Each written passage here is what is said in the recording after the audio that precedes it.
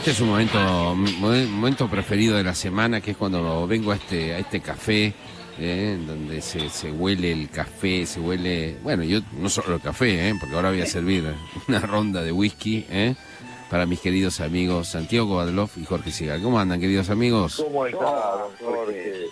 ¿Cómo está? Santiago. Bien, ¿Cómo va? un gusto, volver a reunirnos aquí. Igualmente. Llego un poco tarde porque estuve con el médico, ¿vio?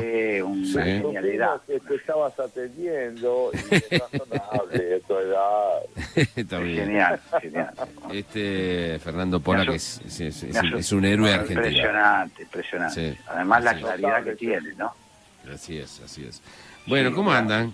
Muy Les voy a Yo les confieso que muy inquieto, esperando tu ronda de whisky, pero mientras tanto decirles que la carta, esa quinta carta que dio a conocer la vicepresidenta de la Nación, expresidenta de la República, me pareció de una transparencia indiscutible acerca de qué está sucediendo en la Argentina, y les propongo que reflexionemos un poco acerca de la magnitud que ha tomado entre nosotros la confrontación entre dos modelos posibles de país. Un modelo republicano que está sentado en la división de poderes y un modelo populista que en el discurso de la vicepresidenta se ha traducido como resuelto a renegar de esta división de poderes, de la autonomía de la justicia respecto del poder político y esencialmente, creo yo, a encubrir su culpabilidad en relación a los actos realmente aberrantes que se han llevado adelante durante sus gobiernos, de saqueo del Estado, de delitos con complicidad de su vicepresidente, y que los pronunciamientos de la Corte Suprema de Justicia, del Consejo de la Magistratura, ¿no? En relación a los delitos del ex vicepresidente de la señora de Kirchner, en relación a lo que significa la posibilidad de que las investigaciones que lleva adelante el Colegio de Magistrados, que comprendió profundamente que los jueces no pueden ser removidos con la arbitrariedad con que ella pretende. En fin, me pareció una carta estremecedora por la transparencia con que ella expresa su desprecio por la idea de que la ley sea un poder independiente del político y no se someta al poder ejecutivo, ni a las disposiciones de la vicepresidenta, ni a todo aquello que de alguna manera hace del delito una mentira, según su criterio, y convierte a los delincuentes en mártires. Entonces, les traigo la profunda preocupación sobre la situación extrema en la que creo que se encuentra hoy la Argentina, en una confrontación donde no creo yo, ustedes me dirán, no creo yo que haya diálogo posible, porque son dos conceptos de país, uno asentado en el consenso, el republicano, en los principios constitucionales, y el otro que pero está decidido, resuelto a prescindir de las disposiciones constitucionales, además ignoradas en sus declaraciones por la vicepresidenta, y quiere hacer realmente del Estado el instrumento primordial de una voluntad de poder autocrática. Si yo me equivoco, y ojalá me equivoque, por favor díganmelo. Les voy a aprovechar este momento extraordinario, el gran momento de Kovadlov, gran momento de la prosa de Kovadlov, profunda y todo. Voy a servirse el whisky mientras habla Jorge Sigal, Sí, por favor, gracias, Sí. gracias. Me asusté un poquito cuando dijiste que había aroma a café. Creí que no suena café, pero no suena café. Está muy bien, claro. Bueno, es su turno. Yo creo que Santiago Jorge da en la tecla sobre el drama en el que nos puso la omnipotencia, el delirio de la expresidenta, porque nos lleva a una pregunta, bueno, es una pregunta que está abierta, ¿no?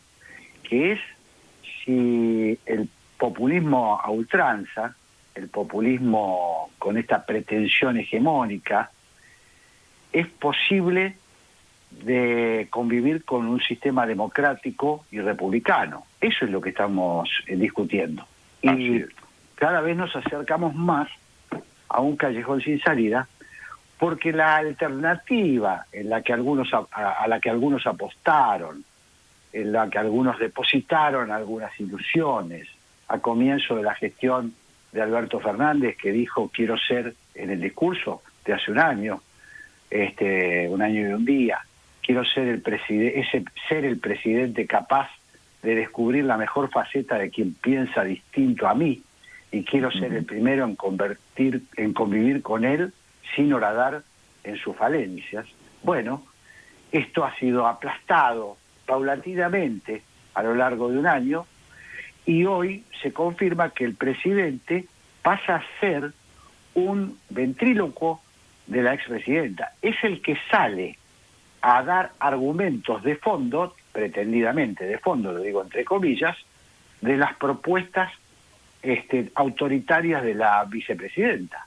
Y esto lo digo teniendo en cuenta las declaraciones de hoy mismo del presidente, que sale a confirmar que la ofensiva contra la Corte es un conflicto de poderes ya abierto.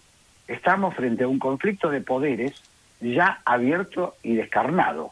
Entonces me parece que, bueno, es hora de hablar en serio, ¿no? Sí. Esto me parece que es para donde vos vas, Santiago, ¿no? Así es, así es. Yo creo que tenemos que tener el coraje de la sinceridad, es decir, no ocultar la gravedad de la situación en la que estamos, no caer en el error de presumir que nuestra sociedad no es una sociedad preparada para comprender a dónde se nos quiere llevar mediante esta instrumentación del sistema político para convertirlo en representativo de un poder unilateral. Vean ustedes, alguno de los miembros del gobierno declaró en su momento que los ideales de la guerrilla estaban vivos y que cambiaba la metodología. Ya no se trataba de recurrir a la violencia de las armas, pero sí a la transformación del propio sistema desde adentro. Desde el poder, convertir en mera máscara a las instituciones de la República para que en verdad sean expresivas de un poder despótico, unilateral, arbitrario, profundamente reñido con la idea de la equidad y del consenso. Vos sabés que, Jorge, Santiago, estuve revisando algunas notas, escritos sobre este tema tan remanido del populismo, que en realidad, como ya lo hemos dicho muchas veces, no es una ideología, sino una herramienta de diverso que se puede usar a izquierda o a derecha, pero que la única apetencia que tiene es la manipulación del pueblo, la manipulación de la sociedad para un proyecto que está basado en única y exclusivamente en la concentración de poder en una mano, en pocas manos, pero fundamentalmente en un líder. Y dentro de estas notas, de estos escritos que reviso, me encontré con una interesantísima columna de José Álvarez Junco, un historiador español, que en El País de España hace la descripción del populismo. Te digo que me pareció muy buena, muy didáctica. Entonces él dice, el populismo, la base fundamental del populismo es que divide a la sociedad entre pueblo y antipueblo. Esa es la dicotomía. El pueblo es virtuoso, desinteresado, honrado, inocente, dotado de instinto político infalible. Bueno, me acordé de Evita, ¿no?, que llamaba a ese pueblo masa, lo llamaba mis grasitas. Es decir, es un concepto que se abstrae de las clases sociales, no habla de clases. Hay voluntad del pueblo, invocación fantasmal de dictados divinos, dice Álvarez Junco. Tampoco hay programas. No es que estamos discutiendo con personas con las cuales podamos confrontar entre dos programas, el programa que propone un sector de la sociedad versus el programa que propone otro. No, porque Claro. no hay programa. El programa se adapta como un guante, de acuerdo a la necesidad. La ley es una categoría subalterna a esta categoría de pueblo, Claro. frente al cual lo que hay es un antipueblo, el mal absoluto. Pero y a estaba- esto añadámosle, Jorge, algo que está emparentado con lo que decís profundamente, que es la idea de que hay alguien, siempre hay alguien, que es la expresión de ese pueblo cuya sustancia impoluta está representada por un poder unilateral, que es el del líder, es el del caudillo. Yo Claro. digo, ¿en qué año estamos? ¿En qué año estamos? Estamos en 1933, estamos en 1914, estamos en el año 2021. ¿Dónde estamos? Porque el coronavirus posiblemente encuentre, si todo corre bien y se procede con cautela, una solución en la vacunación masiva del planeta. Sí. La ciencia puede aportar una solución, pero está la república entendida como cultura, como concepción de la convivencia, como noción de tres poderes que son fundamentalmente expresión de un proyecto constitucional. ¿Está ella en condiciones de contrarrestar esto que acaba de describir? Bueno, creo que es el dilema fundamental que tenemos, ¿no? Da la impresión que en un sentido, en el sentido que lo estamos dibujando, en el sentido que lo estamos desarrollando, estar enfrentado a un proyecto que además apela a la emotividad que solo está expresada y capturada por el jefe, por el caudillo. Entonces me parece que hablamos dos idiomas, Santiago, hablamos dos lenguas distintas. Este es un problema, un desafío para nosotros. Entonces, no se me ocurren caminos, salvo que nosotros, los demócratas, apostamos siempre a conquistar de alguna manera la voluntad popular para convencerla, para Persuadirla, claro. persuadirla de que el camino de la democracia, el camino de la convivencia entre los distintos sectores que integran una sociedad, es un camino posible. Yo creo que ese es el gran dilema que hoy tenemos planteado, porque ante la desesperación del incremento de la crisis, algún iluso puede esperar que finalmente el gobierno fracase por el peso de la realidad. Es peligroso esperar eso. Claro. Es peligroso esperar eso, creo yo, Santiago, Jorge. ¿Por qué es peligroso? Porque no necesariamente la desesperación conduce al camino de la construcción democrática. Justamente suele pasar lo contrario. Suele pasar que el caudillo, que el líder, en este caso nosotros tenemos un paradigma del líder populista que es la señora Cristina Fernández de Kirchner, capitaliza esta parte emocional. Necesito a alguien que me lo resuelva pronto, que mi desesperación la sacie con rapidez. Y esto lleva a tratar de cortar el camino. Eso está probado en el mundo. Eso da un resultado de mayor perjuicio para la sociedad. Pero Claro. estamos frente a Lo este que vos estás dilema. diciendo, Jorge, Sí. ¿sabes qué es? Que aquí, como lo hemos hablado en este café, acá hay una disputa de dos sistemas democráticos. Uno, para mí, no es democrático, pero le dicen Claro, la dos democracia sistemas, hegemónica, digamos, ¿no? ¿no? La Dos democracia sistemas. hegemónica es Gilles Luinfranc, básicamente. Es Sí. el modelo Gilles Luinfranc, que para mí no es una democracia, por más que Por se vaya a supuesto. sufragar, no es una democracia, o un sistema moderno como el que ha permitido el desarrollo de las grandes naciones. Yo creo que Cristina Kirchner lo que hace cuando lanza toda su militancia y lanza desde la presidencia de la Nación y desde la presidencia del Senado semejante amenaza sobre la Corte Suprema, lo que está haciendo es prácticamente iniciar un golpe de Estado contra el máximo tribunal. Me parece que es ponerle la pistola en la cabeza a la democracia, hacer con la cabeza del Poder Judicial esto. Creo como Pañi que el chavismo comenzó a hacer una dictadura cuando capturó al Poder Judicial. al Tribunal Supremo de Justicia específicamente. Totalmente. Los Kirchner lograron el feudo que lograron cuando lograron meter a Zanini en el máximo tribunal de Santa Cruz. No solo se trata, como se cree, de salvar a Cristina Kirchner y a sus hijos de las causas de corrupción, que son, son como dice, me pareció muy inteligente lo de Santiago, ¿no? Santiago dice, es una admisión de la culpabilidad, por más que esté disfrazado de otra cosa. Está disfrazado de otra cosa, por supuesto, ¿no? La oferta, esas forradas, así, lo digo así para decirlo bien en argentino, se me disculpará, esas forradas que usan los kirchneristas. Pero digo, lo real es que esto es llegó el momento, es decir, de una gravedad inusitada, verdaderamente, donde habrá que ver qué hace la sociedad con esto, qué hace la sociedad con un ataque para crear una autocracia.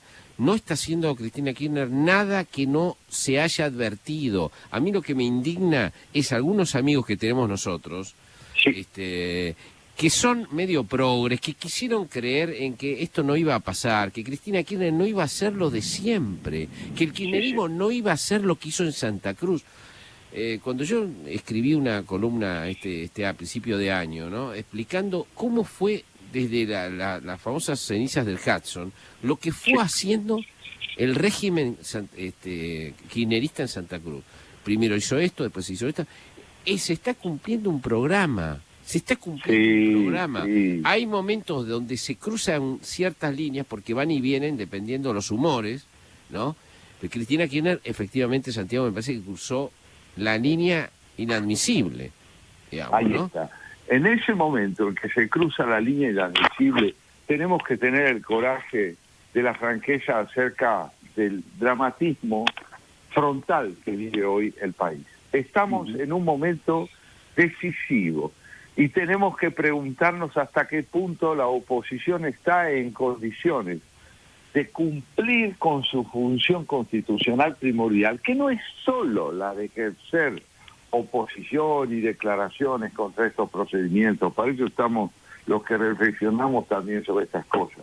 La pregunta dramática que acompaña al momento que estamos viviendo es si tenemos alternativas, si la hay, que se haga oír, si la hay, que se haga ver, que tengamos la posibilidad de ser algo más que indignación, que tengamos la posibilidad de advertir que el sistema tiene fortaleza ética para hacer de la política una actividad capaz de revertir ese autoritarismo y sostenerse con la misma fortaleza con que se sostiene quien hoy está al frente de la Corte Suprema, con una dignidad y un coraje que no vacila absolutamente manifestarse. Entonces, la política tiene que aprender de este ejemplo extraordinario de una Corte que de pronto, en circunstancias totalmente inesperadas y lideradas por un hombre que es la expresión de la convicción de que la ley puede más que el poder y tiene que tener independencia de él.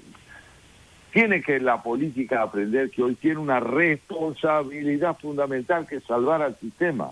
Y la paradoja dolorosa es que lo tiene que hacer dentro de la ley, porque la salida no está por el campo, por la puerta de la violencia. La salida está por el camino de hacer que la ley sea cumplida y que todos los recursos de esa legalidad entren en juego, como parecen de pronto hacerlo cuando condenan a un miserable como el expresidente de la Nación, que es un vulgar pistolero, a que vaya preso y vuelva a la cárcel. Este tipo de medidas que la Corte toma tienen que estar refrendadas por un programa político que nos garantice que hemos podido aprender de nuestros fracasos, que somos capaces de entender que hemos desempeñado funciones fundamentales desde la oposición con mediocridad interpretativa sobre la capacidad destructiva que tiene el populismo. Sí, tal cual. Sí, yo creo que en todo caso, Jorge, Santiago, lo que me parece que se terminó de despejar el panorama con la paulatina la paulatina degradación del presidente de la Nación. Esto que vos mencionabas, Jorge, de los ilusos, me parece que hoy lo que se ha es despejado el camino. La vicepresidenta marca la agenda y el presidente le hace eco. Es una cosa patética. Incluso es degradante, vuelvo a decir, uso la palabra degradación, porque me parece que es lo que está pasando, para volver entonces a esto que Santiago dice coincido plenamente, con algo de desesperación en nuestro intercambio, que es hay que encontrar el camino de la política para salir de este atolladero. Y ese camino no es sencillo. Ese camino no es sencillo porque los plazos de la política no son los plazos de la urgencia. Es decir, hay que salir, hay que pensar que una forma es las elecciones de mediano término, pero que el populismo está en estado de desesperación, está actuando desesperadamente. Lo cual es muy peligroso. Es muy peligroso. Ahora vamos a intentar explicarlo ahora en un ratito. ¿Me permiten que les voy a servir la segunda ronda? Muchas gracias. Whisky, y vamos a explicar bien. Ahora.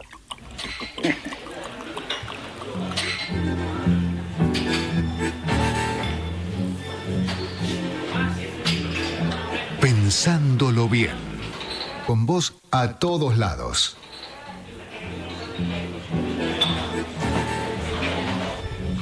Bueno, aquí estamos, queridos amigos, Ahí estamos, con esta segunda sí. ronda. Yo quería decirle, Kovadrov, que hoy Dígame. viene una chica que canta igual a Diana Krall, pero igual, No, igual. no.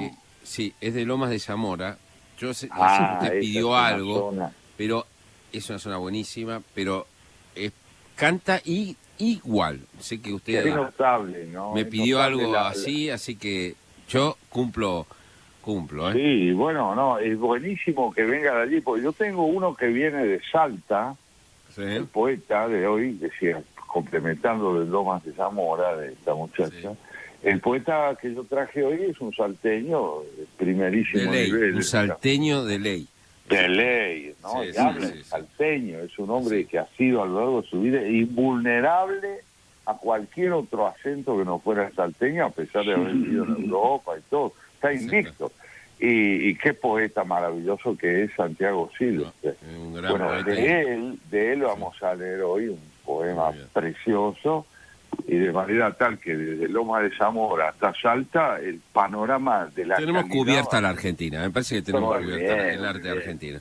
Bueno, yo lo que quería Pero- era tratar de explicar un poco, para que ustedes lo analicen bien, cuál es el más allá de la amenaza de Cristina, cuál es la gran encrucijada de la Argentina. Hay una persona que tiene múltiples causas judiciales probadas en diferentes niveles, la mayoría de ellas, de una gravedad total, que tiene un grupo de su Estado Mayor que también se han probado hay miles de indicios, pruebas, testimonios, arrepentidos, de todo, investigaciones muy adelantadas, algunas con condenas, otras realmente en primera, en segunda instancia, etc. Es decir, hay un conjunto de personas que están hasta las manos, para decirlo en términos callejeros. Esas personas fueron votadas por segunda vez dentro del caballo de Troya que era Alberto Fernández. Fueron votadas, se le dio la oportunidad a estas personas, a pesar de todas las evidencias de una mega corrupción de Estado como no conocía la Argentina, se le dio la oportunidad de volver al poder. Muy bien. Se volvió al poder con una mujer, con una dama, con una primera dama, la arquitecta egipcia, la pasionera del Calafate, una mujer que hoy es vicepresidenta de la Nación y presidenta del Senado de la Nación. el presidente actual del Ejecutivo le prometió que se iban a solucionar sus problemas. Yo no sé hasta dónde llegó esta conversación, si le iban a solucionar las causas, si esas causas iban a ser todas, porque yo te digo la verdad, si Vudú va solo preso y es abandonado, es peligrosísimo Vudú, ¿no? Sí, sí. Para Cristina Kirchner, peligrosísimo. Si es abandonado a su suerte debidos o tantos otros personajes son un peligro, por lo tanto se tienen que salvar todos. No acepta Cristina Kirchner un indulto del presidente de la Nación, porque eso la dejaría de todas maneras en una posición de que es culpable, pero por una argucia zafaron, digamos, ¿no? Por lo tanto, no puede poner un indulto. Y entonces, ¿qué es lo que quiere Cristina Kirchner? Quiere que la Corte Suprema de Justicia le obedezca a ella y haga que todas las causas, que saque fallos en cadena diciendo lo que dijeron de Vudú estuvo mal investigado y se cancela inmediatamente. Lo de los cuadernos, todo mentira, el fallo fue mentira y debe ser reivindicado todos. Y ya, así con todo. Es decir, bueno, lo que busca es todo. Es un imposible, porque me parece que es un viaje en el fondo hacia el pasado y bueno, solo se consigue con un régimen autoritario. La verdad, solo se consigue con un régimen autoritario. Les dejo ahora, ¿hay salida de esto? Bueno, yo quiero retomar un concepto que usaste en el primer wiki, que fue el de la peligrosa que es esta situación. El reclamo que le hace la vicepresidenta al presidente de la República es que acelere decididamente el proceso de exterminio de las causas que pesan sobre ella y sus secuaces. Que no hay tiempo, que ya ha pasado un año y no se ha avanzado en la dirección deseada, sino a la inversa. Estamos ante la posibilidad, como bien señalas, de que la Corte Suprema de Justicia y las instancias inferiores a la Corte, que tienen un alto protagonismo en la determinación de responsabilidades por delitos, procedan en el sentido contrario al que ella desea. Esta necesidad de urgencia no puede sino acelerar al mismo tiempo la crisis de la Argentina, porque le impone al sistema político una, yo diría, una necesidad ineludible de actuar con rapidez también, precisamente para evitar que esta complicidad entre el presidente y la vice en la liquidación de las causas que comprometen a ella y sus secuaces se lleve a cabo de manera tal que antes de las elecciones del año próximo, del 21, ella esté a salvo mediante la imposición del lawfare, que en tanto habla, de toda imputación que pueda ser convalidada. Ahora, a la vez, y esto es lo que me parece que podemos añadir, el FMI está negociando con la Argentina y está negociando con ciertas premisas para otorgar sus créditos. ¿Por qué? Porque está pidiéndole al gobierno que reconcilie el discurso de la demanda económica que le hace al FMI con el ejercicio de la política en términos democráticos relativamente verosímiles. Ahora, es un gobierno donde no solo esto no tiene lugar, por eso la exigencia de la vicepresidenta es que haya una palabra única y que su posibilidad de quedar exceptuada de toda imputación sea lo prioritario y no la coherencia estrictamente democrática, hay que unirle otras voces que son también expresión de la impunidad con que se procede en el uso del lenguaje y en el uso de los principios. ¿Ustedes recuerdan cuando Sergio Massa prometió meter presos a todos los que hoy son sus compañeros políticos? Cuando le dijo a Bonadío, si la metés presa y yo llego a la presidencia, te nombro ministro de Justicia. Y ese hombre está hoy en el poder de esta mujer, representando a este gobierno. A mí me parece que, estoy de acuerdo, me parece que eso explica el drama del momento y la urgencia de la hora, y me parece que hay que apostar, por un lado, a que la oposición efectivamente tenga un programa alternativo, una decisión de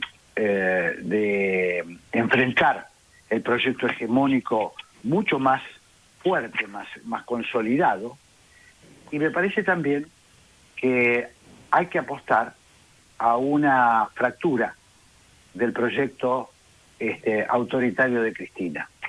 Y sí me parece que es imprescindible también que un sector que sigue coqueteando desde el peronismo, incluso republicano, hay sectores del peronismo republicano que confiaron en esta alquimia. He escuchado a algunos decir con honestidad, bueno, yo pensé de verdad que había cambiado, que Cristina había cambiado, yo creí que esta decisión de ceder la primera magistratura a Alberto Fernández era una decisión basada en una madurez de la expresidenta. Bueno, me parece que eso ha chocado contra la realidad. Entonces, nosotros tenemos como alternativa, por un lado, la consolidación del proyecto opositor, que tiene que ser muy fuerte. Segundo, hay que minar el proyecto hegemónico, hay que minarlo el proyecto hegemónico, si no estamos perdidos. De verdad, cuando uno espera un gesto, ahora va a venir, ayer se vieron el presidente y la vicepresidenta en el acto de la ESMA, se ven y hay quienes dicen, ¿ves? Están juntos, ella como estrella, como protagónica, marcando la línea, y él como bufón. Es una cosa patética desde el punto de vista del sistema democrático. Nosotros no podemos llegar a que el agua, permitir que la sangre llegue al río. Me parece, Santiago, Jorge, estoy revisando unos escritos, los últimos escritos de Todorov, que fueron recopilados luego de su muerte, y Todorov, cuando habla de el sistema socialista, del llamado sistema socialista real, él era búlgaro, vivió en la tiranía del comunismo. Entonces él dice, en una de sus explicaciones, dice, el problema no es tanto la represión es tremenda, la represión es brutal, pero el problema más grave es cuando la sociedad se acostumbra a convivir con un sistema que le da otro tipo de escala de valores. Por ejemplo, tengo un hijo que va a ir que necesito que estudie. Bueno, me hago amigo de un burócrata del régimen y ese amigo me permite que mi hijo estudie. Empieza a haber caminos para moldarse. Cuando vos te amoldás a la tiranía, estás perdido.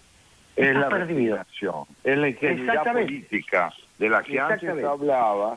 Esa ingenuidad política, nadie conoció esa ingenuidad política como un capital potencial para su propio éxito como lo conoció Cristina Kirchner. Cristina Kirchner apostó a la densidad de esa ingenuidad política para poder presentar al lobo feroz vestido de Caperucita. Y creo que lo hizo con un conocimiento que a veces la oposición no tuvo para caracterizarla a ella, cuando tuvo todo el poder para poder hacerlo. Me parece a mí que es muy importante lo que está señalando Jorge Sigal, porque tiene que ver con esa dificultad enorme que tiene nuestro país para no enceguecerse con una realidad que, llegando al extremo de su tensión política, todavía parece no haber sido incorporada con el dramatismo necesario. Aún cuando la gente... Sí. Déjame hacerte una sola observación a lo que decís, porque me parece importante, que es, la oposición estuvo en el gobierno, pero no tuvo el poder. Ese es el drama argentino. Yo creo que no tuvo efectivamente el poder. Tuvo una oportunidad que el populismo le dio a la oposición por su fracaso. Pero justamente de eso se trata, Santiago. Me permito charlarlo, digamos, pensarlo en voz alta con usted. Claro. Se trata precisamente de que el poder es algo mucho más complejo. El poder hay que ejercerlo con mayorías sustentables, con la voluntad y las mayorías sustentables.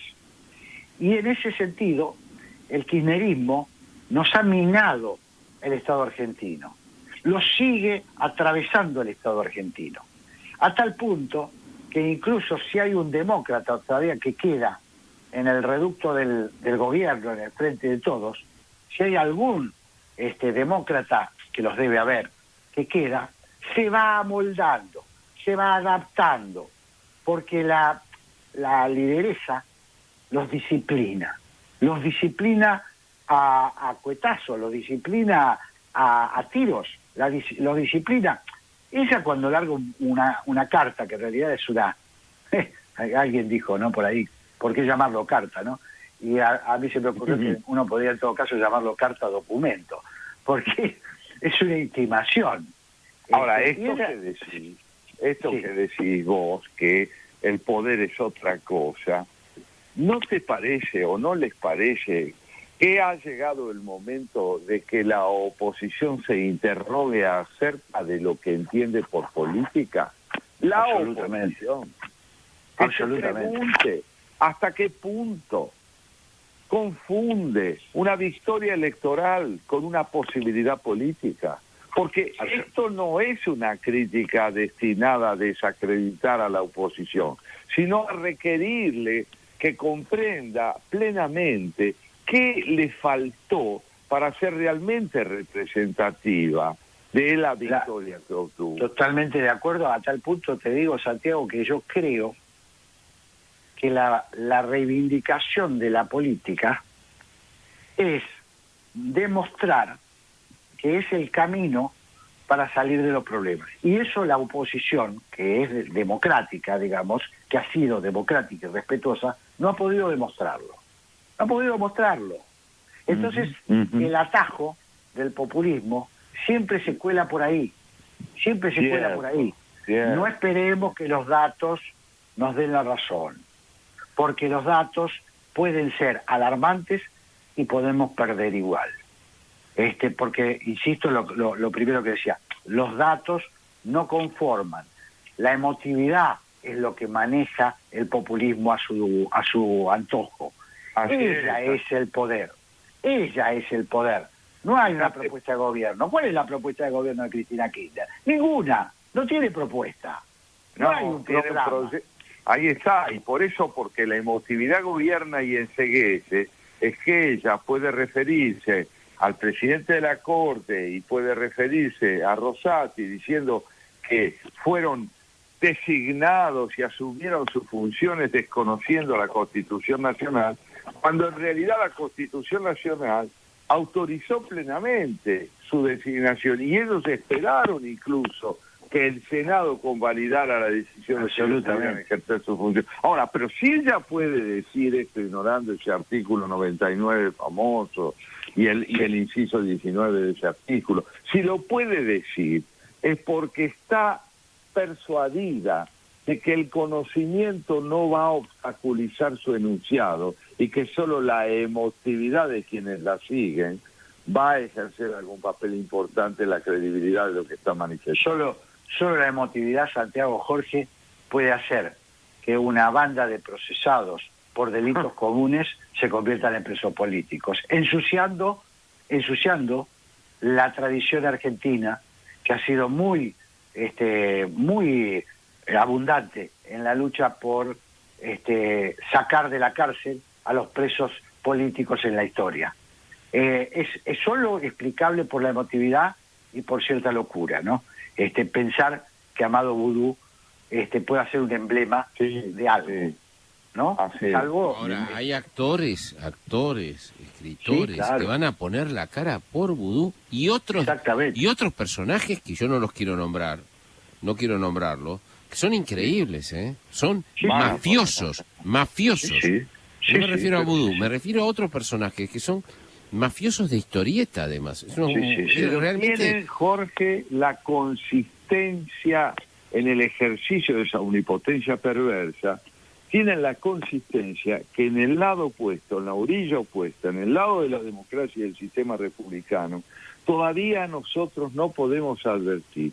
La consistencia con que proceden, que es escalofriante y verdaderamente repugnante, no tiene necesariamente como contraparte liderazgos y firmezas, procedimientos que tengan la contundencia capaz de introducir la certeza de que la democracia va a dar su pelea constitucional con la rotundidad que es necesaria.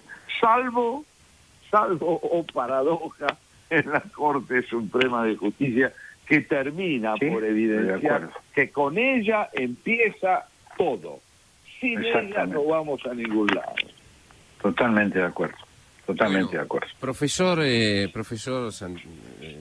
llegado el momento de la poesía. Ajá. Tengo ya preparada, está, no sé si la ve acá, a nuestra... Sí, qué bonita que es. Muy La bonita, muy bien. y además Esta se nota que es de la matada. y va a ver qué bien que canta. Ahora.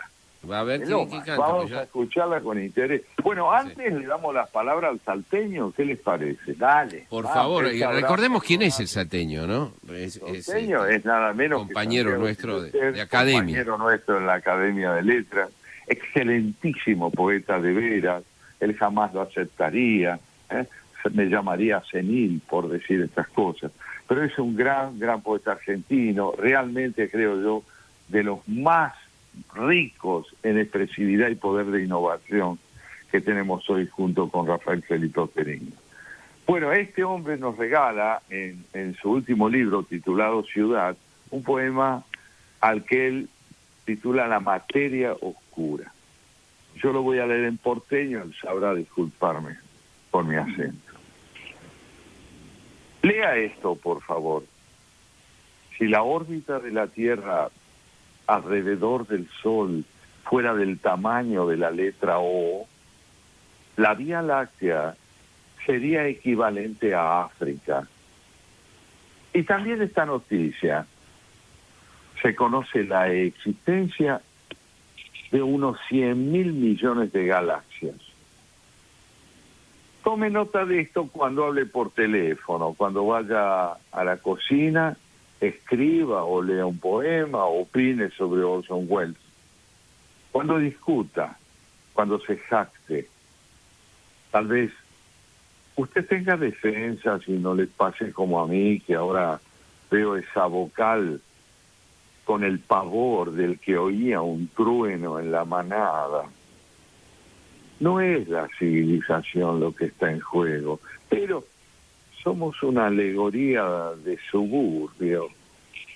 Una letra nos muestra lo imperceptible de todo lo que hacemos. Y terminamos sabiendo que comer una tortilla es un milagro, lavar ropa una salvación, salir a caminar una aventura, que aquel hombre que roía un hueso en la caverna es nuestro irremediable coetáneo. Optimismo entonces de la voluntad, hablar de alegría,